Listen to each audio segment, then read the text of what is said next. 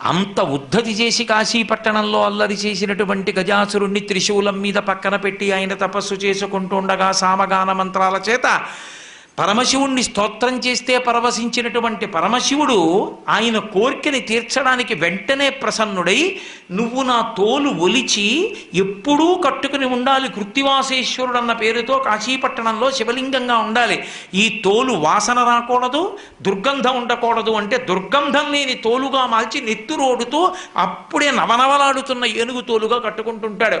బాహ్యం, ఆంతరం ఏనుగు, గజము, జగము. కొంచెం అక్షరాలు అటు ఇటు చేయండి. జగ జాయతే గచ్చతే ఇది జగత్, వచ్చి వెళ్ళిపోయేది మాయ. మాయని నేను లొంగదీయగలను, తోలు తీసి కట్టుకోగలను, మాయని నియంత్రించగలను, వహించగలను, నియంత్రించగలను, నియమించగలనని చెప్పగలిగినటువంటి పరాత్పరుడు ఆయనని చెప్పడానికి గుర్తు ఏనుగు తోలు కట్టుకోవడం తప్ప. నాకు